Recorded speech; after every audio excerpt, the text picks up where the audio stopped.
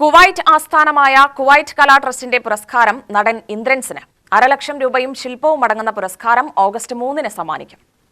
Kerala art lovers association കലാ കുവൈറ്റിന്റെ പുരസ്കാരമാണ് ഇന്ദ്രൻസിന് ലഭിക്കുന്നതെന്ന് ഭാരവാഹികൾ വാർത്താസമ്മേളനത്തിൽ അറിയിച്ചു. 2019 കേന്ദ്ര ചലച്ചിത്ര പുരസ്കാരവും സംസ്ഥാന ചലച്ചിത്ര പുരസ്കാരവും ഫിലിം ക്രിട്ടിക്സ് പുരസ്കാരവും 2022 സംസ്ഥാന ചലച്ചിത്ര പുരസ്കാരവും ഇന്ദ്രൻസ് നേടിയിട്ടുണ്ട്.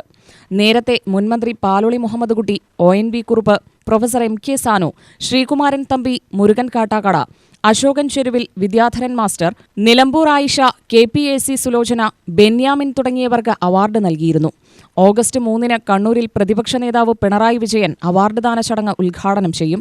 കലാ ട്രസ്റ്റ് ചെയർമാൻ AK ബാലൻ അധ്യക്ഷനാവും. CPM സംസ്ഥാന സെക്രട്ടറി MB ഗോവിന്ദൻ പ്രസംഗിക്കും.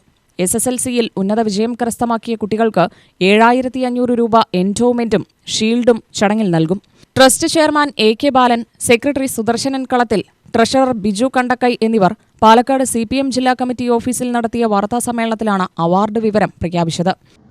ഈ വർഷത്തെ കുവൈത്ത് കലാ ട്രസ്റ്റ് പുരസ്കാരത്തിനായി തെരഞ്ഞെടുത്തത് സിനിമാ നടൻ ഇന്ദ്രൻസിനെയാണ്. 50,000 രൂപയുടെ ശില്പവും പ്രശസ്തി പത്രവും അടങ്ങുന്നതാണ് ഈ അവാർഡ്. അഭിനയ രംഗത്ത് നിരവധി പുരസ്കാരങ്ങൾ നേടിയ വ്യക്തിയാണ് പ്രിയപ്പെട്ട ഇന്ദ്രൻസ്.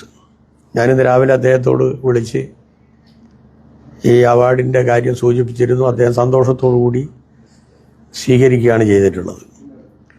2019 കേന്ദ്ര ചലച്ചിത്ര പുരസ്കാരം, 2019 ഞാൻ സാംസ്കാരിക വകുപ്പ് മന്ത്രിയായിരിക്കുന്ന സമയത്താണ് സംസ്ഥാന ചലച്ചിത്ര പുരസ്കാരം അദ്ദേഹത്തിന് നൽകിയത്. ഏറ്റവും നല്ല നടൻ ആദ്യമായിട്ട് അന്നാണ് അദ്ദേഹത്തിന് നൽകിയത്. 2019 ഫിലിം ക്രിട്ടിക്സ് അവാർഡ്, 2022 സംസ്ഥാന ചലച്ചിത്ര പുരസ്കാരവും അദ്ദേഹത്തിന് ലഭിച്ചിട്ടുണ്ട്. ചന്ദ്രമോഹനൻ പനങ്ങാട്, മൈക്കിൾ ജോൺസൺ, ശിവൻകുട്ടി എന്നിവരും വാർത്താസമ്മേളനത്തിൽ പങ്കെടുത്തു. UTV news, Palakkad.